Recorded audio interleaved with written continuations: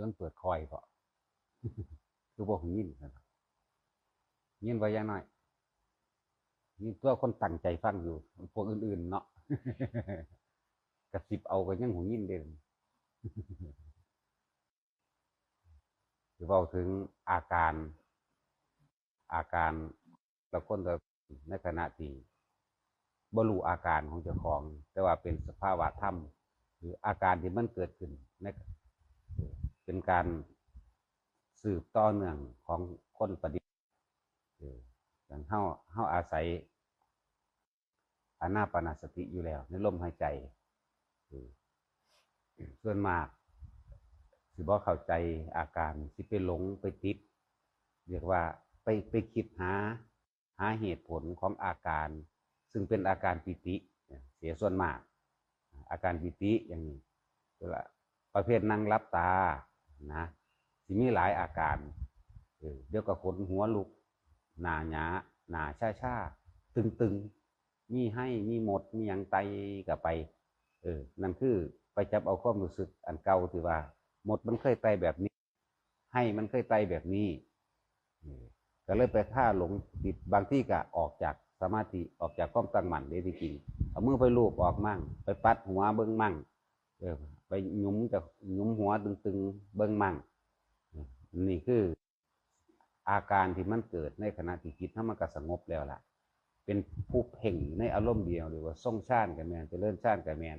เป็นปัทมฌานกับแมนจิตเพ่งอยู่ในอารมณ์เดียวได้แล้วแต่ว่ามันจะมีทดสอบก็คืออาการปิติทั้งหลายนั่นแหละคำว่าเฮาใส่คำว่าเครื่องทดสอบว่าเฮาสิคงแน่วแน่อยู่ในลมหายใจตั้งมั่นได้บ่ในเมื่อมีในลมหายใจตั้งได้แล้วถ้าปัญญาเฮาไว้จังสิเฮาสิเห็นความเกิดดับในอาการพร้อมเป็นความเกิดดับครับคำว่าเกิดบางที่ก็ขนหัวลุกสู่ซ่าว่าไปบางที่ก็ผมตั้งเป็นแท้งเนี่ยนี่เกิดแล้วมันก็เปลี่ยนใหม่เนี่ยกระดับเห็นไหมเฮาสิไปยึดมั่นถือมั่นกับมั่นเฮาสิไปพิจารณาอาการมันเห็ดหยังเฮาหาเหตุกับผลมันเห็ดหยังก็ฮู้อยู่แล้วอาการปิติที่แต่เฮาเด็กเคยได้ยินแต่ฟังมาเอาในพระไตรปิฎกมาจิตเสียงอ๋ออันนี้อาการนี้ก็มีแบบนี้ซื้อไว้จังสี่แปลไปนะวันนี้ในการแก่สำหรับคนที่ฟุ้งซ่านบ่รู้จักวิธีมื่นตาเห็ดมื่นตามื่นตาเด้อถ้าว่าเจ้าของนั่นยังมีความยานยังมีความบ่เข้าใจตัวนั้นอยู่นั่นนะเห็ดประเภทรับตาเนี่ยหลายโพดหลากหลายหลากหลายความรู้สึกกันไล่ล้อมด้วยความคิดหาเหตุคิดหาผลคิดหาความผิดถูกคิดหลายๆอย่างน่ะส่วนมากก็คิดลงที่กลัวคิดถึงความย่านเลยบัดย่านแต่ของตายย่านแต่ของเป็นจังสั่นเป็นจังซี่ถ้าสิคิดไปนี่คือสิ่งเหล่านี้ต้องอาศัยประสบการณ์จากครูอาจารย์ผู้เพิ่นมีประสบการณ์มันสิแก้ให้ไปเฮ็ดอยู่ผู้เดียวนั่นน่ะมันจะย่านและต่อเนื่องมันอีกอาการหนึ่งบางที่เฮาปฏิบัติไปแล้วเฮาเข้าใจว่าการปฏิบัตินี่ต้องเป็นเวลา2 ทุ่ม4 ทุ่ม2 ทุ่มถึง4 ทุ่มหรือ2 ทุ่ม4 ทุ่มถึง6 ทุ่มจังซี่เฮาเข้าใจว่าจังซั่นถ้าจิตมันเกิดความสงบในระดับหนึ่งสมถะมีกำลังแล้วเฮาสิเกิดอาการหนึ่งคือบ่นอนหลับบ่อยากหลับสภาวะนี้เรียกว่าอาการจิตตื่นรู้มันจากต่อเนื่องมันจากเดินปัญญาแต่ว่าคนเฮาคิดชินแล้วพวกเวลานี่ต้องนอนนี่เวลานี่ต้องนอนแล้วก็บังคับเจ้าของนอนจิตบ่แม่นของเฮาบ่แม่นสิ่งที่บังคับได้เฮาแต่ว่าเฮากำหนดโดยสติประคองไว้ซะก่อนเดี๋ยวเป็นเองนี่แหละจังว่าสภาวะจิตตื่นอันนั้นน่ะบ่แม่นไปบังคับนอนไปเข้าใจว่ามันนอนครับแล้วก็คิดไปทั่วทิพย์ทั่วแดนดินี่คือคนบ่ทันบ่รู้สภาวะของมันนะ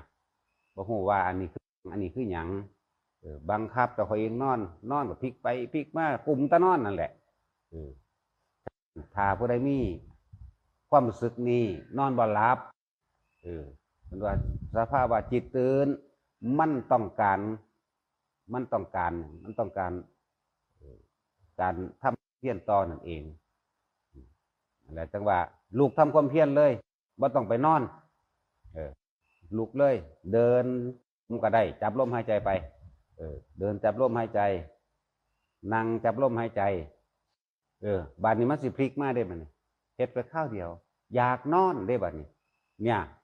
เฮาสิทันมันบ่เด้อแต่ละคนมันเฮาสิทันมันบ่ตอนเฮาบังคับมันนอนมันเจองุดงิด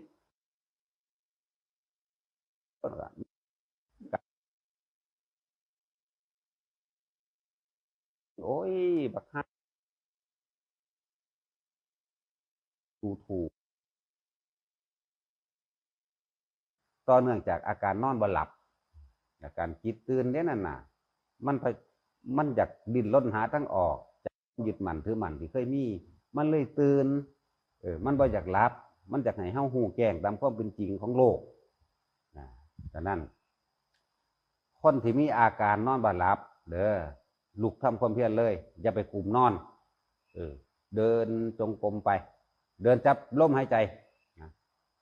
เดินซ่าๆจับลมหายใจเข้าไปเข้ามาอย่างนั้นนั่งกับนั่งมื่นตานั่งมื่นตาเห็นทุกหันแหละถ้ามันอยากนอนนะบ่โดนดิบาดมันสิอยากนอนวาบลงเท่าเดียวบ่ต้องให้มันนอนรู้จักว่าล่ะบ่ต้องให้มันนอนแล้วเมื่อกี้นี่มึงคืออยากนอนมึงคือบ่หลับกูคือกลุ่มมึงนอนแล้วบาดนี้มึงสิอยากนอนเลยกูบ่ให้มึงนอนล่ะเดินจงกรมมั่งนั่งสมาธิบ่ต้องนั่งกับนั่งมื่นตาเอาเด้อนั่นแหละให้ซับไปซับมาทรมานมันทรมานความเคยชินทรมานความยึดมั่นถือมั่นทรมานความรู้สึก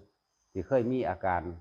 พอใจมั่งไม่พอใจมั่งทรมานมันให้มันทันว่าพวกเขานั่นกำลังยึดมั่นถือมั่นในอารมณ์ความรู้สึกพอใจกับไม่พอใจเท่านั้นกับทรมานที่มันเคยชินในว่า4 ทุ่มกูต้องนอนปฏิบัติแล้ว1 ชั่วโมงกูนอนเนี่ยให้เขาให้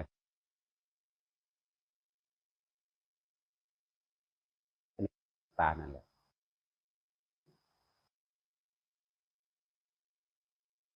จริงใส่อยู่ที่เขากำลังเป็นอยู่ตัวบังคับเอามันนอน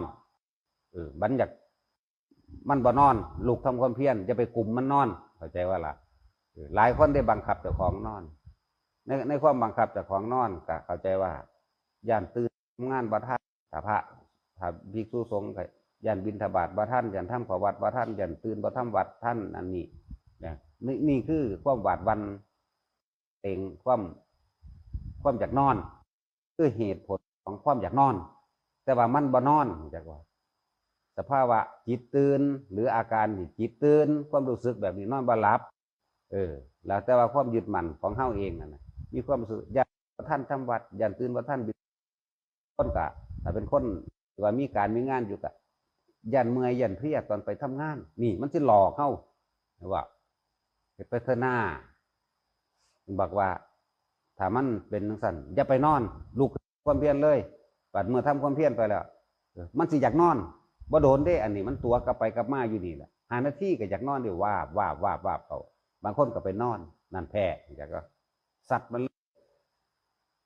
ถ้าคนเข้าใจคำว่าฝืนคนเข้าใจคำว่าฝืนเด้มันสิหลับทั้งที่ยังตื่นอยู่เข้าใจเด้นี่หลับทั้งที่ยังตื่นอยู่กายหลับแต่จิตตื่นรู้เท่าท่านความคิดนี่คิดไปถึงผู้นี้ดับปั๊บไปหาผู้นี้เฮารู้คำว่ารู้ดับรู้กลับไปคิดถึงพร้อมกันนี่ดับปั๊บไปเลยไปคิดถึงลูกเต้าหลานเหลนหล่อนจริงปั๊บพอตาเฮาหูทันมันปั๊บนี่เกิดดับแล้วหูผู้นี้ไปคิดถึงหมาก็หมากับแมวเกิดดับกับหมากับแมวก็นี่เฮาสิเห็นดอกนั่นแหละกลไก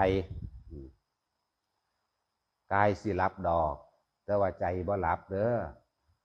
จิตตื่นอยู่ตลอดบัดนี้ มันสิคอยรู้ของมันเนี่ยต้องอาศัยสมถะคือลมหายใจวิปัสสนาก็คือการรู้แจ้งเห็นจริงตามความจริงว่าเฮากำลังถูกกับสิ่งใดยึดกับสิ่งใดรู้เท่าความคิดที่เฮาเข้าไปคิดถึงผู้นั้นคิดมันก็เกิดดับกับผู้นั้นแหละเพราะว่าถึงแต่ผู้เดียวดอกทรัพย์สมบัติรถบ้านช่องอิหยังก็แล้วปั๊บปั๊บปั๊บปั๊บไปเลยคือไว้เด้อพวกว่านอนบ่หลับน่ะนอนบ่หลับลุกขึ้นเลยกลุ่มมันนอนลุกขึ้นเลยไปทำความเพียรต่อเดินจงกรมก็ได้นั่งก็ได้บาดนี้ถ้ามันสิเริ่มนิ่งได้บัดนี้พอแต่มันเริ่มนิ่งอยากนอนได้บาดนี้ก็จะให้หัวมันนอนบาดนี้เข้าใจว่าล่ะนี่มันหลอกไปหลอกมาจังซี่ทำไปเถอะที่นี่เอาอีหยังเครื่องอยู่ลมหายใจอยู่ไปอยู่มาอันนึงความคิดแวบไปหาผู้นั้นพอตาเฮารู้ท่านปั๊บกลับขึ้นมาดับเนี่ยถ้าเดี๋ยวแวบไปหาเรื่องนั้นแวบไปหาเรื่องนี้ดับกายเฮาสิรับเองแต่ว่าใจบ่หลับมันสิตื่นรู้เมื่อมันสิตื่นรู้ทั้งแล้วมันสิเป็นอัตโนมัติของมันไปเรื่อยๆหรอกเนี่ยทุกคนน่ะให้มันทันในเด้อให้มันทันตัวนี้ปฏิบัตินี่เขาจะก็คือว่าที่สืบต่อเนื่องของมันไปเองดอกว่ามานี่เตรียมตัวเข้าไปนอนบ่หลับพลิกไปพลิกมาลุกขึ้นทำความเดินจงกรมนั่งอันใดอันหนึ่งเฮ็ดนะบัดนอนอย่าให้มันนอนเข้าใจว่าล่ะอย่าให้มันนอนกุมนั่นแหละถ้าเฮาฝืนฟ้าถ้าเฮาเข้าใจตัวนี้ได้นะนอนหลับสบายใจบ่หลับจิตสิตื่นจิตได้พักเด้เพราะว่ามันล้นขนขวายในความอยากได้อยากดีอยากมีอยากเป็นแต่ว่ามันสิเห็นอนิจจังอนัตตาเห็นความเกิดดับของรูปที่เฮาเข้าไปติดปั๊บเห็นปั๊บดับปั๊บเห็นปั๊บดับปั๊บคิดถึงคนสัตว์สิ่งของนั่นนี่เห็นดับกายสิรับเองแต่ว่าใจรับเอาไปมาใจเลยแล้วอยู่นิ่งๆอยู่เป็นกลางใดเนี่ยเพี้ยดอกไปทำงานนั่นน่ะมันซืนห่าวเขาเก่าอีกไปบัดทำงานกับไปบัดนี้มันนั่งข้อหม้ออยู่สอดแจ้งมันนอนหลับกายหลับใจบ่หลับแล้วมันสิทำงานของมันเองอันนี้เฮาฝึกไปเถอะมันสิเป็นเองดอกเฮาบ่ได้บังคับเฮาบ่แม่นว่าเฮากำหนดให้มันเป็นเด้เฮาบ่แม่นว่าเฮาอยากให้มันเป็นแต่ว่าเฮาอยู่กับลมหายใจเท่านั้นมันสิเฮาสิฮู้เอาเองดอกตัวนั้นยึดลมหายใจไว้ลมหายใจเข้าออกไว้ตัวดินเดี๋ยวก็แล่นไปดึงมาแล่นไปดึงมาดึงแล่นไปกายสิเผลอรับไปเองดอกปัจจัยสิบ่รับใจสิรู้มันสติมันให้หันเองนั่นละหน้านั่นแหละอันนี้เป็นคนที่เป็นดอกจังเข้าใจคนที่บ่ทันได้เป็นไปคิดเอาอยู่น่ะบ่ได้เด้อคนที่เป็นต้องเฮ็ดจังซั่นต้องเฮ็ดจังซี่แต่ฟังหลักการไว้ดีๆถ้ามันนอนบ่หลับลุกขึ้นทำความเพียรเลยไปกลุ่มมันนอนถ้าไปทำความเพียรเดี๋ยวหานาที10 นาทีมันอยากนอนอย่าให้มันนอนเข้าใจว่าล่ะจะไปตามใจมันจะไปตามใจนั่นแหละอุปาทานหรือความยึดมั่นถือมั่นรู้สึกที่มันเคยมีเคยเป็นมันจะเป็นแบบนั้นมันจะเป็นแบบนี้เอาเถอะทำไปเถอะเดี๋ยวก็รู้เดี๋ยวเข้าใจเองอะไรจังว่าแต่ละคนถ้าผู้ได้เป็นสภาวะนี้ความรู้สึกนี้พระจื้อหลักมันนั่นนะทำความเพียรทำอยู่ใส่ทำอยู่หูดัง